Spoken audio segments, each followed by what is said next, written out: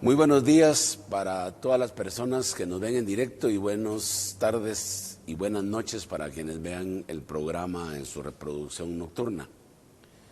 Este día iniciamos con nuestro artículo de opinión que se publica en el periódico todos los días jueves, y en esta oportunidad lo comparto a través de Vea Canal, el canal guatemalteco por excelencia, con el propósito de generar debate, reflexión, discusión coloquial y de que los guatemaltecos vayamos comprendiendo la importancia no de hacer catarsis continuamente, sino de expresar nuestra opinión y escuchar con respeto la opinión de otras personas.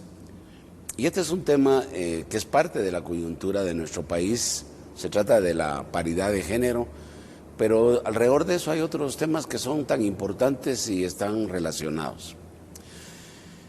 No todos somos iguales. Actualmente existe un debate apoyado con movilizaciones de opinión pública, manifestaciones y presiones para lograr la paridad entre hombres y mujeres en el organismo legislativo. Lo deplorable de esta lucha es que obvia la discusión sobre la importancia de la representación nacional en ese organismo estatal, que debería incluir también la igualdad étnica y etaria, algo que dejamos de lado. No obstante, este esfuerzo y este apasionamiento por movilizar el tema ha tenido sus contratiempos y sus críticas. En una de las entrevistas que el periódico le hizo al actual presidente del organismo legislativo, dice: en repetidas ocasiones señala que sus actuaciones vienen con instrucciones en inglés. ¿A qué se refiere? Que vienen mensajes bien claros de Estados Unidos, tartamudea, pero también de la comunidad internacional y Europa, que presionan por cosas. Ayuda mucho cuando vienen en inglés. ¿Qué significa esto? Que nosotros tenemos un espacio de representatividad en el Congreso de la República y esperamos que ese Congreso trabaje con los criterios y las visiones de una Guatemala que nos reúne a nosotros como guatemaltecos, no que reúne a la comunidad internacional o no que reúne también a otros países.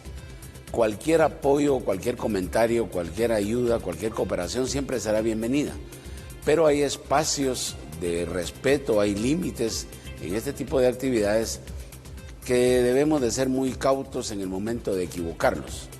Es como los pronunciamientos públicos acerca de la campaña presidencial en Estados Unidos. Debemos de respetar porque al final de cuentas los electores son norteamericanos y probablemente latinoamericanos que ya tienen esa nacionalidad y de tal manera tienen una identidad que se ha creado en ese país. Las propuestas acerca de la representatividad étnica son de sentido común.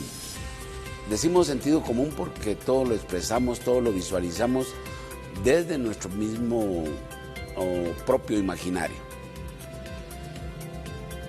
Lo complicado es implementarlas. La semana pasada en este mismo programa, si ustedes se recuerdan, sugerí tomar en cuenta a las mujeres, pero como un conjunto, a todas las mujeres mayas, a todas las mujeres garífunas, a todas las mujeres xincas y por supuesto al grupo de mujeres denominado arbitrariamente ladinos, porque si no tienen un apellido indígena o que terminen con K o con G, etcétera, entonces pertenecen a un grupo ladino, aunque lo más correcto es llamarnos realmente mestizos.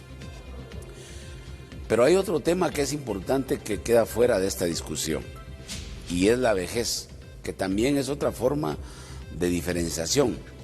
Ya no quieren la postulación a cargos o empleos públicos de personas mayores de 60 años. En el sector privado ya son rechazadas de hecho. Este grupo de personas ha sido relegado a nivel nacional. Y creo que es importante esto porque tampoco desde el Estado se procura el bienestar de las personas de la tercera edad, y de ahí que todos los que somos profesionales en alguna de las carreras andamos siempre tratando de buscar esos seguros que nos permitan vivir mejor en el determinado momento que dejemos del ejercicio de la profesión como tal. Se han hecho algunas leyes que en algún momento han resultado demagógicas porque resultan oportunistas al hablar de la tercera edad. No obstante, nosotros seguimos pensando que de esa condición etaria debe ser tomada en cuenta. Hoy vemos un gran grupo de diputados jóvenes, hay un diputado, el más joven de los diputados en el Congreso, que se ha trasladado de 7 a 8 veces de un partido a otro.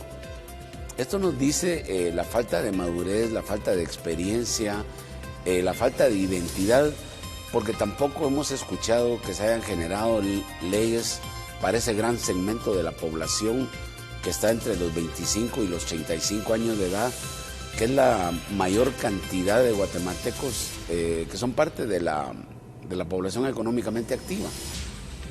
No podemos, en el planteamiento de una integralidad y de una representatividad nacional, dejar excluido a segmentos de la población guatemalteca. Alguien tiene que decir algo. Y esto me recuerda a un proverbio chino que nos comentaba un general taiwanés cuando tuve la oportunidad de estudiar allá, y nos decía: aún el soldado más humilde tiene la gota de sabiduría para ganar una batalla.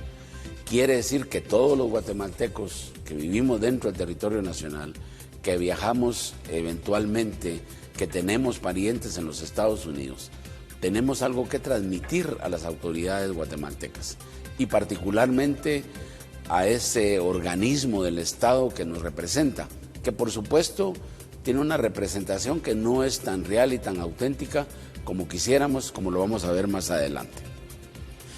Y quisiera terminar este primer segmento hablando de otra desigualdad. Y esta otra desigualdad viene generada por el empleo o la profesión. Actualmente en Guatemala, todos los que prestamos servicio militar como oficiales, como soldados, como agentes de la Policía Nacional, hemos sido suspendidos de nuestros derechos cívicos y ciudadanos en función de que hay una norma constitucional que lo prohíbe. De eso y otros temas más hablaremos en el siguiente segmento. Por favor, siga en comunicación visual con Megacanal y estaremos pendientes posteriormente de implementar ya un teléfono de llamadas o para enviar mensajes y poder interactuar con los guatemaltecos que nos ven en directo.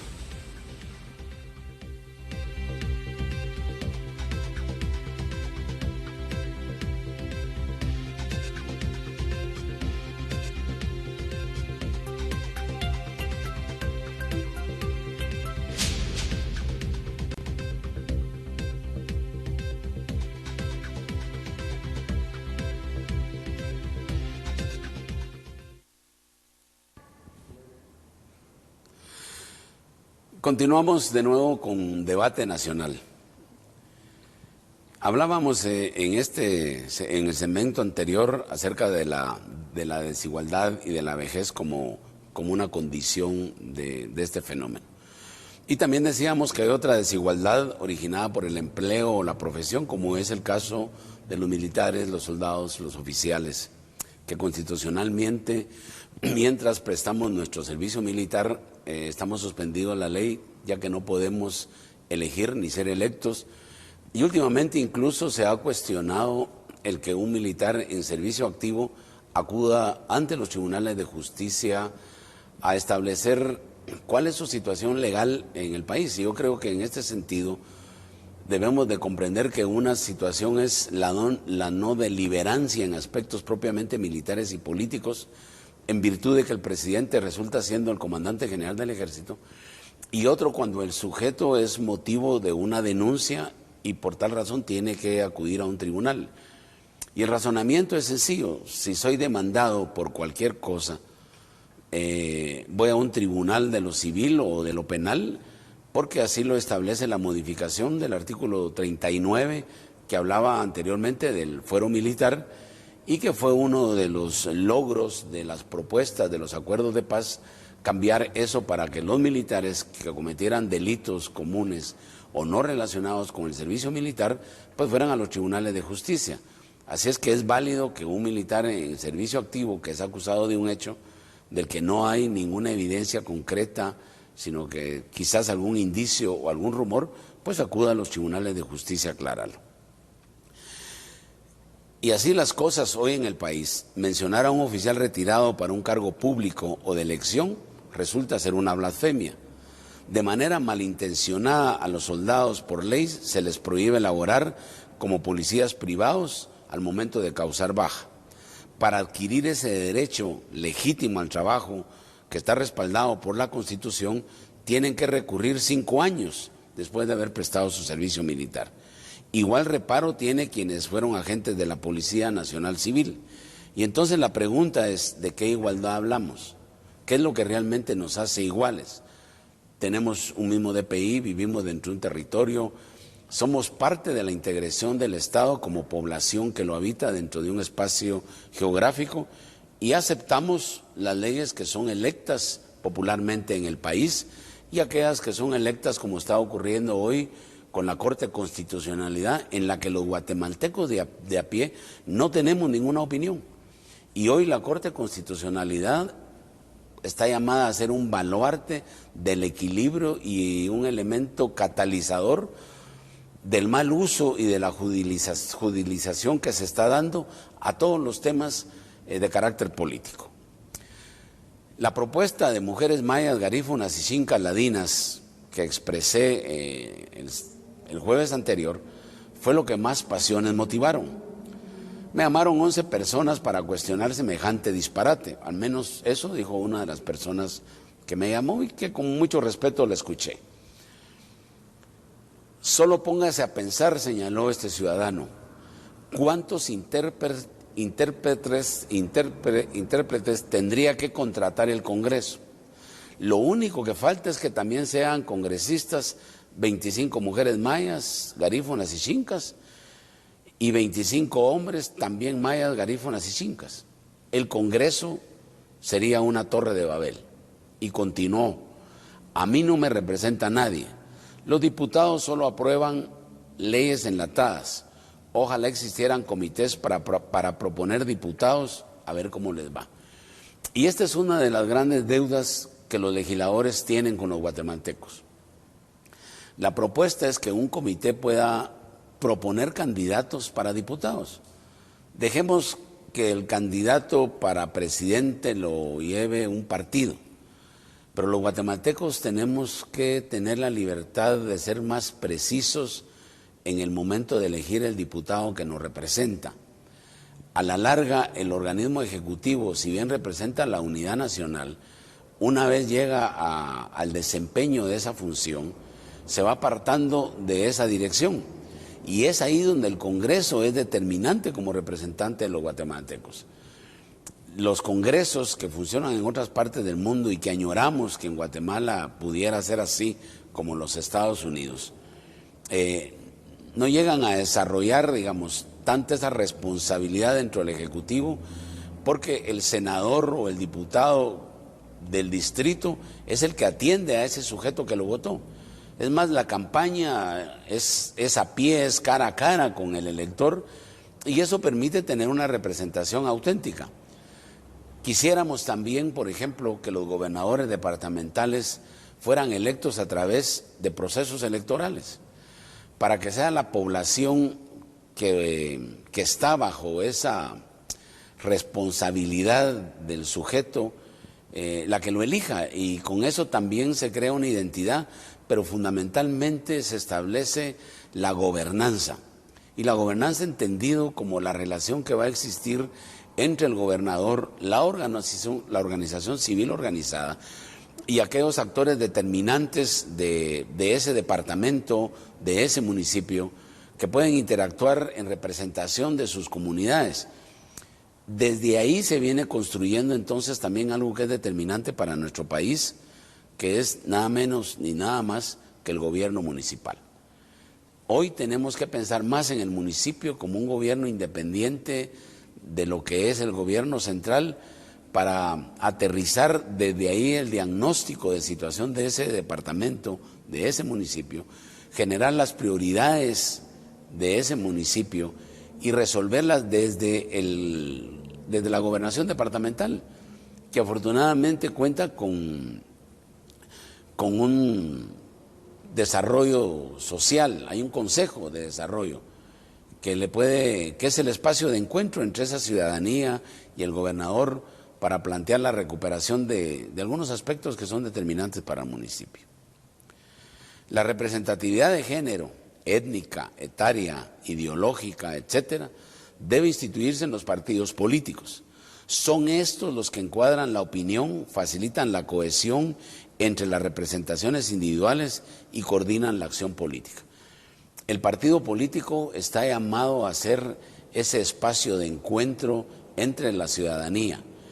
El hecho del surgimiento de un partido es un hecho social, pero para eso sus afiliados tienen que tener una identidad no solo con el programa, sino que con algo que todavía en Guatemala se quiere sacar de discusión, la identidad ideológica. Y quisiera terminar con esto.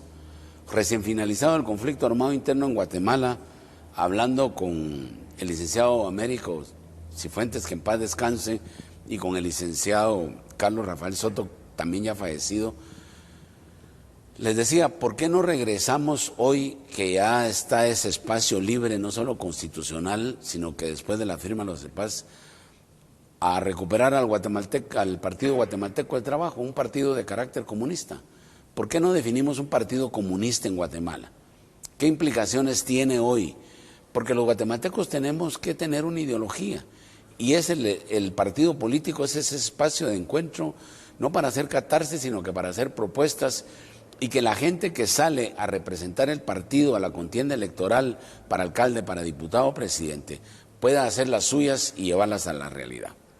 Yo les doy las gracias una vez más por escuchar este programa en la mañana en directo y hoy en la noche a partir de las 9:15 de la noche. El próximo jueves vamos a tener un teléfono para recibir mensajes y poder interactuar con los guatemaltecos. Le agradezco a Canal este espacio, particularmente a la licenciada Karina González de Rodman. Muy buenos días y muy buenas noches.